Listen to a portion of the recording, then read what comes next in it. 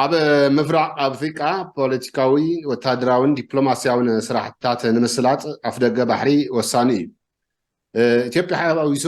ካልኦት ሃገራት ቀጠናት ዞባ ብኣፍ ደገ ባሕሪኦም ኣቢሎም ይንግድሉ ሕልውና ፀጥቶምን ድሕንነት እውን በዚ ኣግባብ እዮም ውሕስ ዝገብሩ 40 ሚእታዊ ሸቐጥ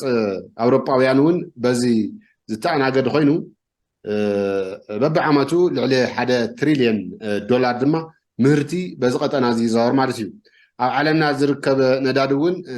ዳርጋ 15 ሚእታዊ ዝኸውን ናይ ዓለምና ነዳዲ በዚ ኣከባቢ በዚ ቀጠና እዚ ይዘዋወር ወይ ይመሓላለፍ ማለት እዩ። ዓረባት ከም ዝፍለጥ ዓረብ ሃገራት ትንፋሰን እዩ እዚ ቀጠና እዚ። ኣብዚ ሕዚ እዋን ኢትዮጵያ ባዕላ 90 ሚእታዊ ሸቐጣ ካልኦት በዚ መገዲ እዚ ተተሓላልፍ ማለት እዩ። ዳርጋ ኩሎም ባይቶ ፀጥታ ኣባላት ድማ ኣብዚ ሕዚ እዋን ካልኦት ናይ ቤዝ ወይም ናይ ካምፕ ጦሮምን ወታደሮምን ወይም ካልኦት ትካላቶምን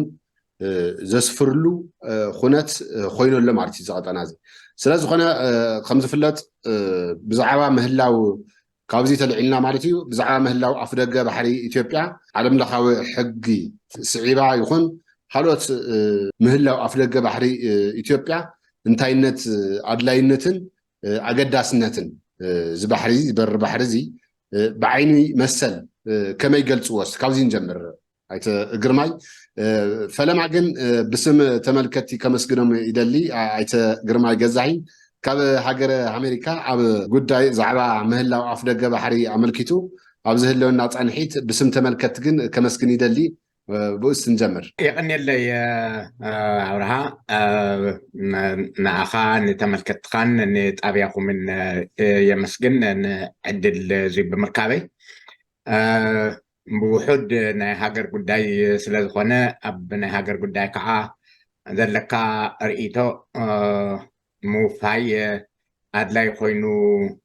ዝርከበሉ እዋን ስለ ዝኾነ ዝዕድል እዚ ምርካበይ ርእይቶ ይንክብ ዝዕድል እዚ ምርካበይ የመስግን። ብካሊእ ክርኢ ከለኹ ንኢትዮጵያ እቲ ናይ ባሕሪ በሪ ከም መናገዲ ጥራሕ ጌርካ ዝውሰድ እዩ ኢለ ኣይኣምንን። ናይ ባሕሪ በሪ ናይ ድሕንነት ሃገር እዩ። ናይ ምምልላስ ኣቕሑ ዝወፅእን ዝኣቱን እተውፀሉን ተመላልሰሉን ሃብቲ ሃገር እዩ። ካብ ኩሉን ላዕሊ ከዓ ከም ኢትዮጵያ ዓይነት ገዚፍ ዝኾነ መሬት ናብ 120 ሚልዮን ዝኣክል ህዝቢ ዘለዎ ሃገር ነቱ ናይቱ ከባቢ ፀጥታ እውን ወሳናይ ዝኾነ ተራ ክፃወት ዝኽእል ሃገር እዩ። ስለዚ እቲ ናይ በሪ ባሕሪ ኣድላይነት ምንም ኣብ ጥያቄ ዝኣቱ ነገር ኣይኮነን። ነዚ እውን እዩ እንክሪአን ከለና ብሙሉአን እተን ናይ ባሕሪ በሪ ዘይብለን ሃገራት ክንደየናይ ዝኣክል ብኢኮኖሚአን ተፅዕኖ በፂሕወን ኣብ ዕብየተን ክንደይ ዝኣክል ተቆሪነን ከም ዝነብራ እንፈልጦ ነገር እዩ። ኣብ ባዕልትና በፂሑ ዘሎ እውን ህዚ ንኣብነት ናይ ጅቡቲ ወደብ ኢና ብዓብዩ ንጥቀም ዘለና። ጅቡቲ ከዓ ናይ ባዕላ እቲ ኩነታት ነቲ በሪ ባሕሪ ራን ክገብረላ ዝኽእል ወደብ ራን ክገብረላ ዝኽእል ናይ ባዕላ ሙሉእ ዝኾነ ናይ ሰብ ሓይሊ እውን ስለ ዘይብላ ብኮንትራት ትህቦ እቶም ኮንትራክተራት ከዓ ምሳኻ ዝገብርዎ ውዕሊ ዝኾነ ሃገራት ንስኻ ናይ ባሕሪ በሪ ትጥይቆም ሃገራት ከም ኤውሮጳ ከምዞም ምዕቡላት ዓድታት ክኾኑ ከለዉ ብውሑድ ብባዕልቶም ማኔጅ ስለ ዝገብርዎ ነቲ ባሕሪ እቲ ማኔጅመንት ብናይ ሃገሮም ጉዳይ ኢኻ ትደራደር እውን ኣብ ናይ ህዝቢ ኩነታት ናይና ኩነታት ክንክርኢን ከለና ክንከዶን ከለና ግን ንባዕሉ ህዚ ንናይ ዱባይ ወይ ናይ መን እያ ትበሃል ናይ ዓረብ ዓዲ ኮንትራክተርስ እዮም እቲ ባሕሪ እውን ወደብ እውን ዘመሓድርዎ። ስለዚ ብኩላ ኩሉ ኣብ መሕነቂና ኮይኑ ስለ ዘሎ ناي بحري بري مهلاو ني إثيوبيا وسانا إيو ناي بحر بر سلاز نبرنا ون منغستي أكسوم بزبنا أكسوم رابعي حيلي كابتن أربعة حيالات بهلا هاجرات حدا حيال كنا نخنوس حيال كنا منغستي أكسوم نكسن أكسوم حيال كنا نقتلن حدا كابتن أربعة زنوارو مثل ميسوبوتاميان مثل ناي روم سلطانين زوارا در زنوارا حيل كنا قوات زغوارو ناي بحر بر سلا زنوارو إيو سلازي ناي بحر بري إثيوبيا من عينت أب تيق إذا أتو نجر أيقونن ناجدن ناي بحر باري إثيوبيا يدلي أيو بزبل يقلب دموز خيل حتى بري بحر مسلن إثيوبيا ننوي حوانات تدافين نحل مقنيات أقوابنت اللو يبلو مالت هم زفلت أبزه الساعات قام حدا أجندة حبي أجندة تغيرو بقبيل ما بقدم مينستر دكتور أبي أحمد مبراه ره تبعي هو أجندة تتحيزلن أجندة أوريدي خويدون لا سلازو خنا حتى بر بحري بركت زول زمانات ويم عمتات كيتر على مصنحون هزم العلون أقوامنتو بهما يلقعوا تو كل على حدا ننوح جزاون الناتر على سنح يوجن كل جزء تو منجستي يو نتخونات كعليا زخيل مقنعتهم منجست بهالنجار زهلونا نهاجر نهزب دحننتن نمحلاويو እና እቲ ሓደራቱ ሂብና ይኽብል ኣይክእልን ምክንያቱም ዝተውሃቦ ይኮነን ብጉልበቱ ዝወሰድ ሓይሊ እዩ ኣብ ስልጣን ዝነብር ነይሩ ምርጫታት ይግበሩ ነይሮም ግን ሱማዊ ምርጫታት እዮም ዝግበሩ ነይሮም ስለዚ ዝተውሃቦ ኢልካ ንምግላፅ ፀጋም እኳ እንተኾነ ዝኾነ ኮይኑ ግን ናይ ሓደ ሃገር ሓላፍነት ህዝቢ ከም ህዝቢ ሓላፍነት ዝቦ ንመንግስቲ እዩ ኣብ ዓለም ውሽጢ እቲ ዝዓበየ ኢንስቲትዩሽን ዝበሃል እቲ ዝዓበየ مواقر زبهال منغستاوي مواقر يو اب ዝኾኑ ሃገራት እና እቲ መንግስታዊ መዋቅር ናይ መጻእን ናይ ህልውን ናይ ዝሓለፈን ኩሉ ኣብ ግምት እትዩ ናይ ሃገርን ናይ ህዝብን ረብሓታት እዚ ብናይ ፖለቲካ ድርጅታት ወይ ኣብ ስልጣን ዘሎ መንግስቲ ብግዛእ ኢንተረስት ዝርአ ዘይኮነስ ብናይ ሃገር ኢንተረስት ብናይ ትውልድታት الدلياتن بهجن كرأز جبأ نجارات كوينو نهالوا بحماق أجات أم خوينو أنا كم عينت أجات أمي أجات أمنان نفسي محرو تكلم مستر ملا سبسلت أنا وزنا ورا اللوجيزي نبحر بري تتيجوا سبعة نتلي خون كيدهم كتواجو ادخلوا يخم نحنا جن يلا نالون زبل زي حلا في النتاوي زروا غيرو فهمتنا ورا ذكريه بدحري እውን بتقلالا ናይ بحر بر ጥራሕ ዘይኮነስ ኤርትራ ከም ሃገር እውን ዝተነፀለትሉ ኣገባብ እውን ዘይ ሕጋዊ ስለ ዝነበረ ሓደ ናይ ካይሮ ናይ 1964 ዓመተ ምህረት ናይ ኣፍሪካን ሕብረት ውሳኔታት ዝጥሕስ እዩ ነይሩ ምክንያቱም ኣብቲ እዋን ሃገራት كولوني إنا كولونايز لخوينا إنا ندحر دايلن بتو كولوني بزنحة وما ندحتولو متراريا كخداز خلام حدش مترارات فترة أي كالن زول نيرو نزي بدرج جزء إرتران بينا ليو راس جاز تجراي ليو راس جاز عصب ليو راس جاز كوينن تمدي بنزنا ورا عدد تاسل زخنا عصب نبعلو نبعلو زخنا ليو فلوي راس جز سلاز نبرة ناب إفراز أتولو مخنياتو وني نبرن جن أب إثيوبيا زجات أمنا بحوحة من راح نبرة إهادك بوليتيكا زي فلت ناي بوليتيكا حيلي يخوينوت بوليتيكا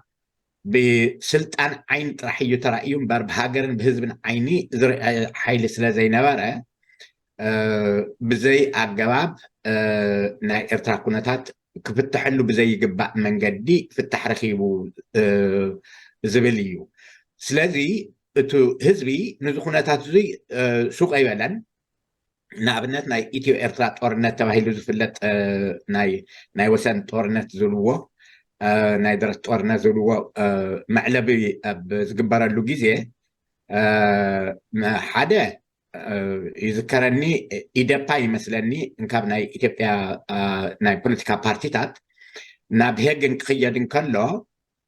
ناي بحر بر نختيق باتيشن عداليو باتيشنات ناب 100 شح I don't know منالمات ناب مليون زعكل هزبي مثلني انت زي تقاقية نستات كله باتيشن عداليو باتيشن ناب حورات منقستاتون زركبالو كناتات نيرو إيو سلازي أبزو أمانغوز مس أجر الأوت استفتروا حبرة سب إن كان ناي بحر بري نقدميت ناي وعلونا علتاوي نابرا أبز دفع اللقنة سلازنا ورا استدافنا مسيلو يترعينا ناي كادرتات ناي منقست محاورات بملؤم زمتاي قورو لسلازنا ورو أتو بركة سمعون إذا تولد يزحسرنا ذا اللمبر إذا ما تولد ما بعدنا قرصنا سلنا عبيو ناي إرترا بحري إثيوبيا نيروا أيوك زعزل تيقيون أيل علن كالي تولد يكمس زول زرباونا بحد وانت زاري وخمسنا ورا يذكر ذكريه سلذي تسعنوتات انكابتو ناي بعلو ناي حزب ناي نابرا كونتات جميرو تسعنوتات انكابتم ابسلطان زنور حيلتا زمص زنور تسعنوتات يو عاقيتو حيزو وانبر تو ناي بحري بر تياقيه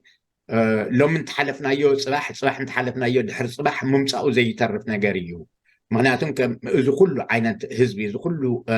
عينت إيكونومي إذا كله عينت ناي إذا كله ناي مريت صفحات هذا عدي بزيك بحر بري أبني جيبوتي أنا إيش عدتات جيبوتي 1 مليون زي أكل حزب زلوا عدي إرتراون نب 3-4 مليون طرح زلوا عدي ሶማሊ እውን እንትኾነ ብምስ ኢትዮጵያ ዝወዳደር ናይ ህዝቢ ብዝሓት የብላን ግን ኩለን ካብ ዓቕመን ንላዕሊ ዝኸውን ክጥቀማሉ ዘይኽእላ ናይ ባሕሪ በርታት ሒዘን እየን ዘለዋ እሞ ግድን እዩ በቃ ክለዓል ዘለዎ ጥያቄ እዩ ኣገባብ ዘለዎ ጥያቄ እዩ እቲ ህዝቢ ክሳዕሎም ዘየልዓለሉ ግን ዝተፈላለዩ ፀገማትን ካብ ፖለቲካዊ ተፅዕኖታትን ካብ ኢኮኖሚያዊ ተፅዕኖታትን ጀሚርካ ዘሎ ኩነታት ኩለ ገዲድዎ ስለ ዝፀንሐ እዩ እምበር ዝሃረሰ ጥያቄ ነበረን ዝብል እምነት እዩ ዘለና ኣነ ግቡእ እስቲ ምስ ዓለም ለኻዊ ሕጊ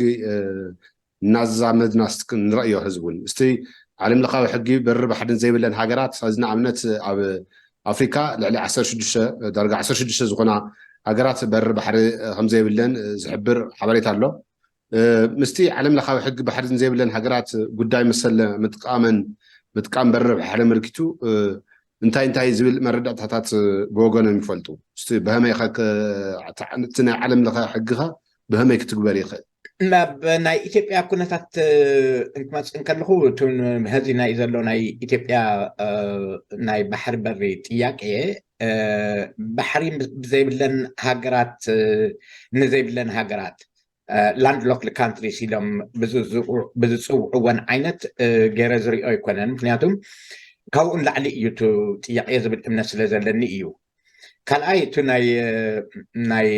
ኣፍሪካን ዩኒዮን ዝተቐበሎ ወይ እውን ተመጋጋቢ ዝኾነ ምናልባት ናይ ሕቡራት መንግስታት ቻርተር ዘፅደቆ ብዛዕባ ናይ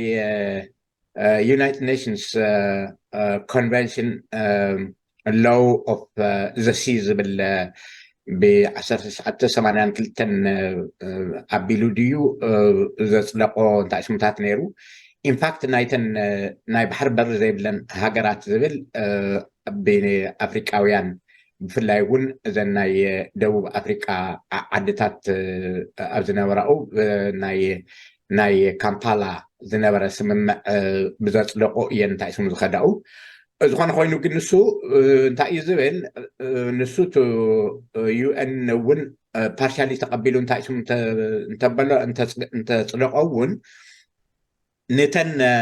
ናይ ባሕሪ በሪ ዘይብለን ዓድታት መልሲ ዝኸውን ኣይኮነን ምክንያቱም እተን ዓድታት ያው ክልቲኦም ይሰማምዑ እዩ ዝብል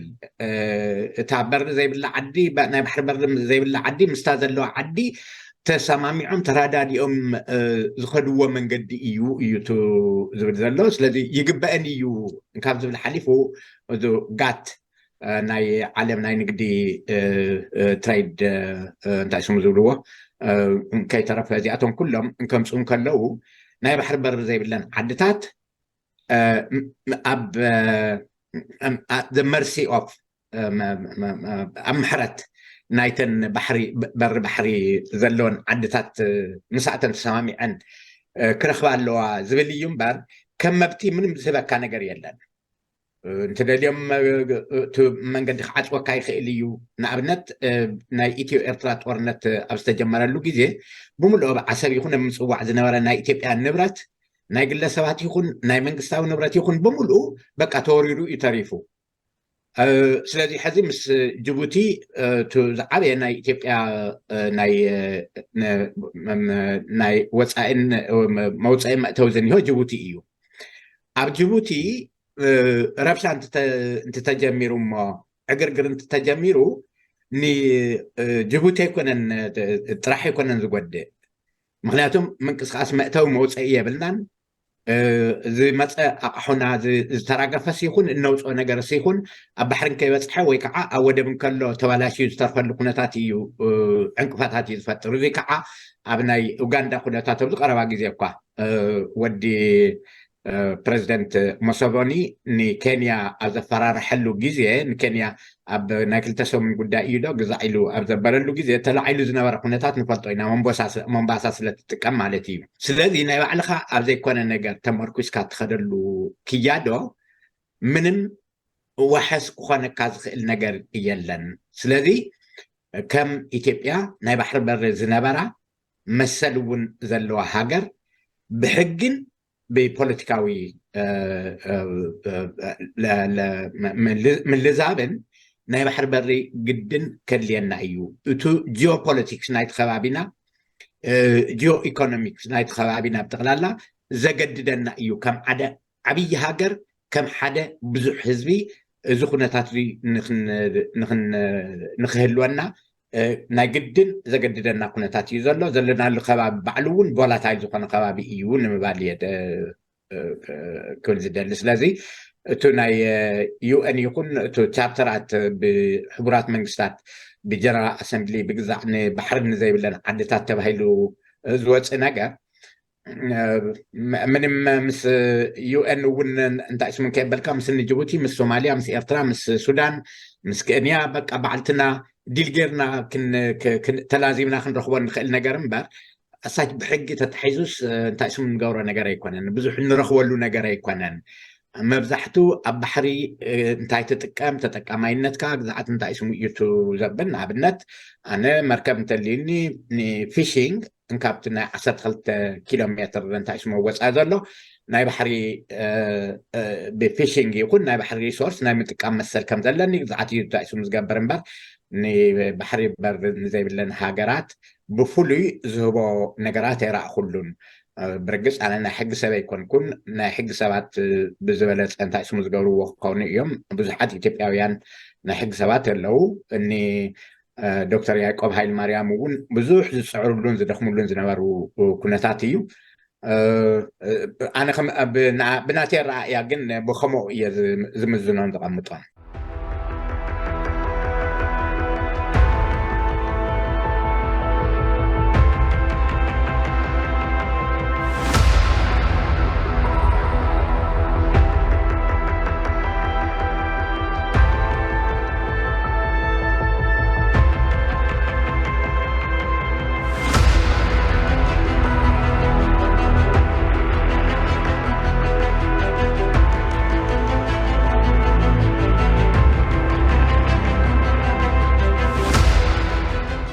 ፅቡቅ ንምዝኽኻር ዝኣክል ኩራት ተመልከትና ኣብ ናይ ሎሚ ኣጀንዳና ዝኸውን ዘሎ ምስ ኣይተ ግርማይ ገዛሃይን ካብ ሃገር ኣሜሪካ ብዙም ኣብ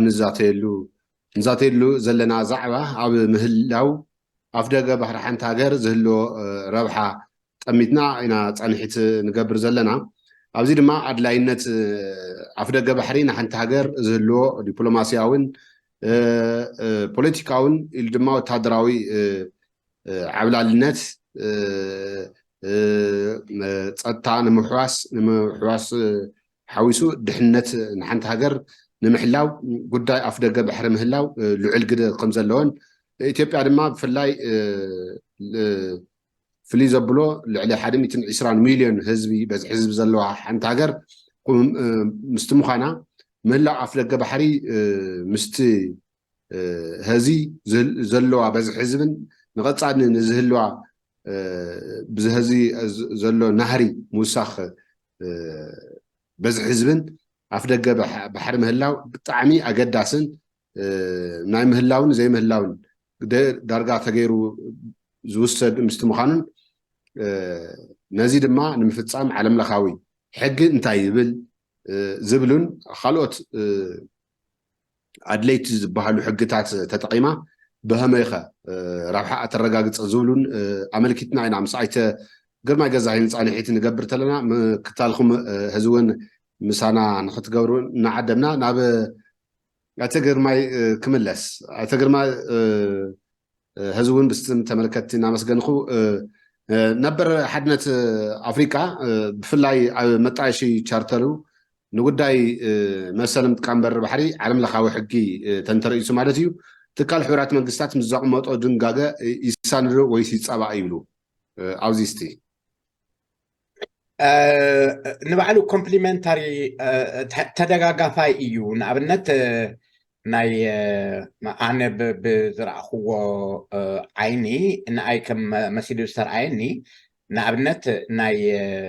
سالساي ناي مترشا تحزب تقوار زلون تا ناي بحري حقي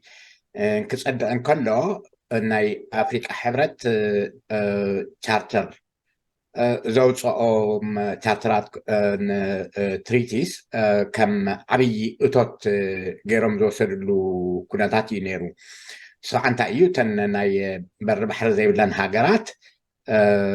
بنايتهم بحري بر زهبو عدتات متعنقة فنكي قد أمن ناي بحر بري موتسين مأتون كرخبار لون زبل بتخكل بديفايند زي كنا نسوون بنصر تقميتوس بقى زي ان تبهيلون تاسمو زبل زتنصر نجر وكانت زي هالو مبت مسل اللونيو بزبن استقمت نجر غير يزريو سلازي نايت حدا زغدلت خالي كومبليمنت نا تغابر زخده ايو نايت حدا نتخالي زستارر اكايدا ايرا كلون تو عبي صغان كنتا ايو اب افريكان اب كالوت معول عدታት ዘለዋ ናይ بحر بر زي بلن هاجراتن زلو افلالاي بطعم عبي ايو تيأن بمعولات هاجرات زلوا عدتات كمني سويسرلاند كمني أستريا عينت هاجرات بتعمز معبلة بملء أذناي إنفراستراكشر ناي منجدي بترينات يكونا أوتوبوسات ما نايت عينت مكاينات يكونا كله زتماتاتوا قرب سلازلوتو أقلقلوتو زتاطعنا خرج سلازقونه تن هاجرات بزح عبيت صعنتوتات زبصحنا يكونن كالأي أمونغو عبيت هاجرات ناي بحر بر زلون عبيت هاجرات كم جرمن زبل عبيت هاجرات فرنساي نطاليان زلوا ኢንዱስትሪያላይዝድ ዝኾነ ሃገራት ስለዝኾነ ብዙሕ ውናእታት ዝጎድእ ነገር እንታይ ስሙ የብሉን ዓይነብለይ ስነብለይ ዝኾነ ኣካይዳ ዝኒሆ ኣብ ናይ ስሉስ ዓለም ኩልና ድኻታት ኢና ስለዚ ካብቲ ድኻ ያው እታ ካሊእ ድኻ እውን እናተሓጋጊዝካ ክንዲ ምዕባይ ምምንጣል ዓይነት ኩነታት ምንባሩ እዩ እቲ ዝዓበየ እንታይ ስሙ ገይረ ዝወስዶ ዝኾነ ኮይኑ ግን እዚ ንኢትዮጵያ ናይ መጨረሻ ኦፕሽን እዩ እምበር ከም መማራፂ ጌርካ ዝውሰድ ነገር ኣይኮነን ምክንያቱም ሎሚ እውን እንተሳገርናዮ ፅባሕ እውን እንተሳገርናዮ ድሕሪ ፅባሕ ናይ ባሕሪ በር ጥያቄ ንኢትዮጵያ ወሳናይ ኮይኑ እዩ ክመፅእ ምክንያቱም ናይ ህዝቢ ብዝሓታ ካብ እዋን ናብ እዋን እናዓበየ እዩ ዝኸይድ ዘሎ ናይ ኢኮኖሚ ዕብየታ ሓደ ናይ በሪ ባሕሪ ንኣብነት ኢትዮጵያ ናይ ባዕላ ናይ በሪ ባሕሪ እኳ እንተዝነብራ ነይሩስ ኣብ መጻኢ ግዜ ሓደ ናይ በሪ ባሕሪ ንኢትዮጵያ እኹል ኣይኮነን ካልኦት ብዙሓት በርታት ትጥቀመሉ ንጅቡቲ ንኬንያ ንሱዳን ንኩሎም ክትጥቀመሉ እትኽእል ዓብይ ዝኾነ ናይ ኢኮኖሚ ምንቅስቃስ እዩ ከምፅእ ዝኽእል ማለት እዩ ዘይተዓደልና ኮይንና ያው ክሻዕ ሕዚ ዘለና እንታይ ስምዑ ዕብየትናን ምዕባሌናን ውሱን ብምዃኑ እዩ እምበር ንሓዋሩ ንሕና ናይ ባሕሪ በሪ ንባዕልትና ዘድልየና ናይ ባዕልና ሃገራዊ ድሕንነት ክንሕልዎ እንኽእል ብዘይካ ምንም ወዓል ሕደር ብዘይካ ምትዕንቃፍ ብዘይካ ይኸውን ኣይኸውንን ክነእትወሉን ክነውፀሉን እንኽእል ባዕልና እንቆፃፀሮ ናይ ባዕልና ናይ ባሕሪ ሓይሊ ክነስፍረሉ እንኽእል ምስቱ ናይ ከባቢና ተኻሳሓይነት ንዚኣታት ኢና እቲ ናይ ባሕሪ በሪ ዝተወሰነ እንታይ ስሙ የድልየና እንብል ዘለና እምበር ብናይ ንግድን ብናይ ወፃእን ኣታውን ኣንፃር እንተሪእናዮ ሓደ ናይ በሪ ባሕሪ ንኢትዮጵያ ይንእሳ እዩ እምበር ይዓብያ እዩ ዝብል እምነት የብለይን ምክንያቱም ኢኮኖሚና ከምኡ ኢሉ ይኮነን ክነብር እናዓበና ኢና ክንከይድ ሕርሻና እናዓበየ እዩ ክኸይድ ኢንዳስትሪታትና እናዓበየ እዩ ክኸይድ ኢኮኖሚና እናዓበየ ብዝኸደ ቁፅሪ እንደልዮ ናይ በሪ ባሕሪ ድልየትና ከዓ እናሰፍሐ እዩ ክኸይድ ስለዚ ንኩሉ ሓቢርና እናዓብየሉ ኩነታት እዩ ዝፍጠር እምበር ግድን ኣብ ሓንቲ ረኺብና ንኣብነት ዓሰብ ነይሩና ዓሰብ ጥራሕ እንታይ ስምዑ ተጠቂምና ዓሰብ እኹል ኣይነበረን ጅቡቲ እውን ንጥቀም ነርና ኢና ምፅዋዕ እውን ንጥቀም ነርና ኢና ስለዚ ኣብ ሓንቲ በሪ ባሕሪ ስለ ዝረኸብናስ በቃ ኣብ ካሊእ እንታይ ስሙ የብልናን ብዝብል ዝኽየድ ነገር ኣይኮነን ኢኮኖሚና እንካብኡ ንላዕሊ ክዓቢ እዩ ተስፋና ንምባል እዩ ፅቡቅ እስቲ ምስቲ ሂብካ ምቕባል ዝብል ተመክሮ እውን ኣሎ ዓለም ለኻ ተመክሮታት ኣለዉ ንኣብነት ቅድም ክብል ብ1965 ይመስለኒ ሳውዕድን ምስ ዮርዳኖስ ዘካይደቶ ናይ መሬት በሪ ባሕሪ ዘይነበራ ዮርዳኖስ መሬት ብምሃብ ንሳዑዲ ኣፍ ደገ ባሕሪ ክረክብ ዝተገበረሉ ኩነት ኣሎ بتمساسالي جرمنن بولندن ون علم لها تمكر أي هيم خان عم قبال ناي مرح بزبلها خما يري وستي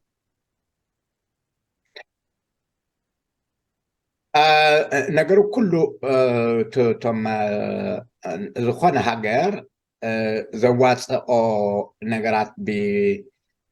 ብፕላስ ብምድማርን ብምቕናስን እዩ ዝኸዶ ምናልባት ብወገነይ እዚኣታት ኣብዚ ሕዚ እዋን ንኣብነት ብዝሓለፈ እውን ጠቅላይ ሚኒስተር ኣብይ ብዝጥቀሶ እውን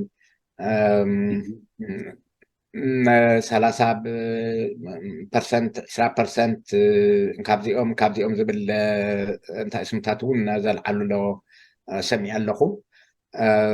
ብወገነይ ቁርብ እንታይ ስሙ ዶ ይኮናን ንዚኣታት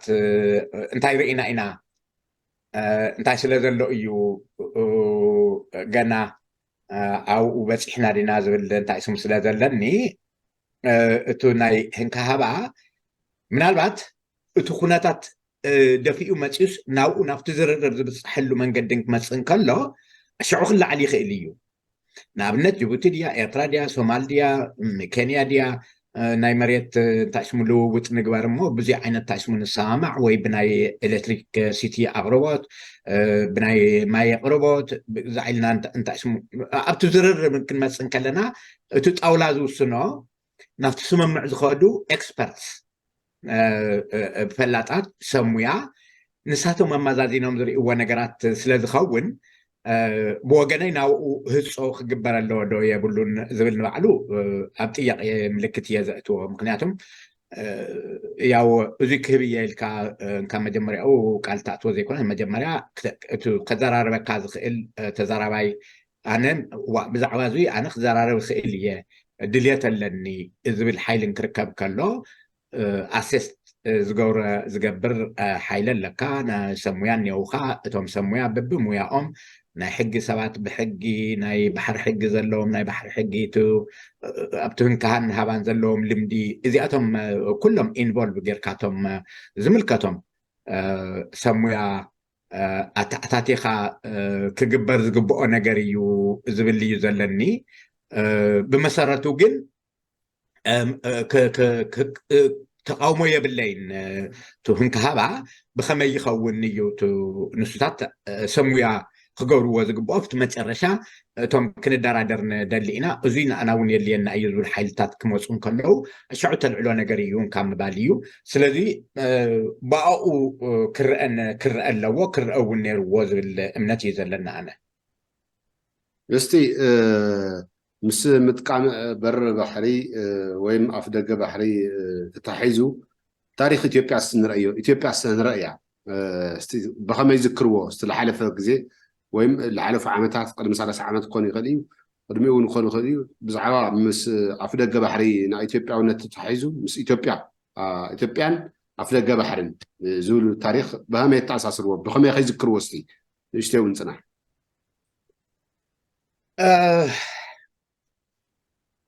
ናይ ብሓቂ እንታይ እዮም ዝብሉ ናይ ኣምሓርኛ ተረት እኒኦ በእጅ ያለ ወርቅ እንደ መዳብ ይቆጠራል ዝበሃል ዓይነት ነገር እዩ ናይ ባሕሪ በሪ ኣብ ዝነበረና ግዜ እቲ ዝነበረ ተፅዕኖታት ሕዚ ዘጋጥመና ተፅዕኖታት ኣየጋጥመናን ስለ ዝነበረ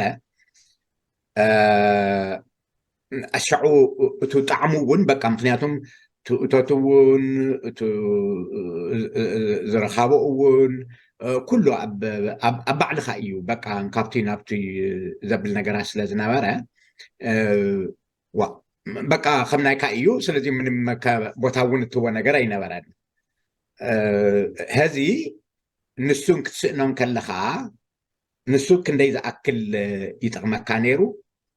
ንሓዋሩኸ ክንደይ ዝኣክል ክጠቕመካ እዩ እቲ ኩነታት ነይሩ ንኣኡ ምስኣን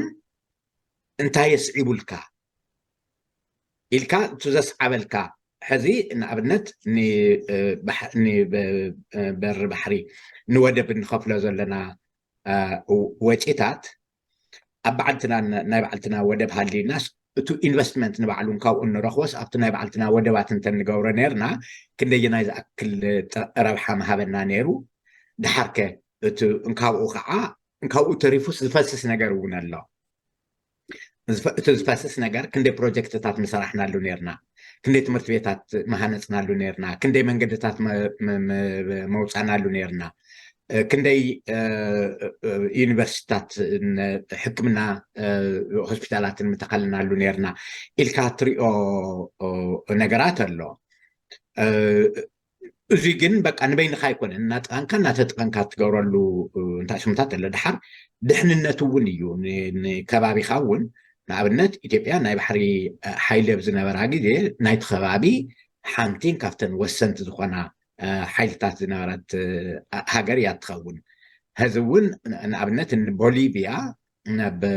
ንኒካራጓይ ናይ ባሕሪ በሪ የብለንን ግን ቦሊቪያ ሕዚ ቁፅሩ እውን እንትነኣሰ ናይ ባሕሪ ሓይሊ እኒዋ እቲ ናይ ባሕሪ ሓይላ በቃ ባሕሪ ከይዱ ግዛዕ እንታይ ዝነብር ማለት እዩ ምስኒ ፔሩ ምስኒ ቺሊ እንታይ ስም ተዛሚዱ ማለት እዩ ስለዚ ከምኒ ቦሊቪያ ዓይነት ምስ ኢትዮጵያ ወዳድርካ ክትሪአን ከለካ ብህዝቢ ብዝሓታ ይኹን ዋላ ብገንዛ ንእሽተይ ዝኾና ዓድታት ከምዚ ዓይነት እንታይ ስምዑ እዚ ናይ ባሕሪ ኔቪ ናይ ባዕለን ሃገራዊ ድሕንነትን ምክልኻል ዝገብርኦ ነገራት ክትሪአን ከለካ ንኣና ጥራሕ ዘይኮነስ ብጠቕላላ እውን ነቱ ከባቢና ጂኦፖለቲካሊ ብጣዕሚ ቮላታይል ዝኾነ ከባቢ ስለ ዝኾነ ወሳናይ ዝኾነ ሓይሊ ኮይኑ ክወፅእ ዝኽእል ናይ ኢትዮጵያ ሓይሊ እዩ ምክንያቱም ናይ ሰብ ሓይሊ ወሳናይ እዩ ናይ ኢኮኖሚ ዓቕሚ ወሳናይ እዩ እዚኣታት ከማልእ ዝኽእል ንበይኑ ከም ኢትዮጵያ ንዚኣታት ሒዙ ኣጠናኺሩ ናይ ከባቢ ሰላም ክሕሉ ዝኽእል ሓይሊ የለን نز حيل زوي مستنا كبابينا نتاع اسمه دقة بالانس غيرو كخيد زخيل حيلي نا إثيوبيا حيلي إيو إذا حيل زوي كعا نا أنا إثيوبيا أطرح زي كونس كلنا كم تخبابون حبيرنا نايت خباب سلام نمحلاو كلنا نايت خباب ناي أرنا أفريقيا زنيو عدتات بسم كرادا دالون أمر دا بس حلون زقبع نجاريو كخون زلو زبليو سلذي هذه إيو أنا تو مسألنا إيو تو مسألنا إيو أنت كم مسألنا تفلتو هذه إيو نمبادئ صبوا مو أب قداي أفدق بحري تأميتنا ويم بستوسن ملكعو بفلاي إثيوبيان مهلا أفدق بحرن تميتنا أبز هز وان بسفحو مزار رابع يخوينو زلون أزندا خوينو زركبن خوينو لمو نحنا ون بستوسن ملكعو لومي نزلنا اليوم مدنا أبزي كنخنبت نعيته جزاهين نعيته جرماي جزاهين جن بسمت ملكتي برودكاستين كوربوريشن إثيوبيا كمسجد ميدالي يغني لي يغني لي نزعد ذي مركبي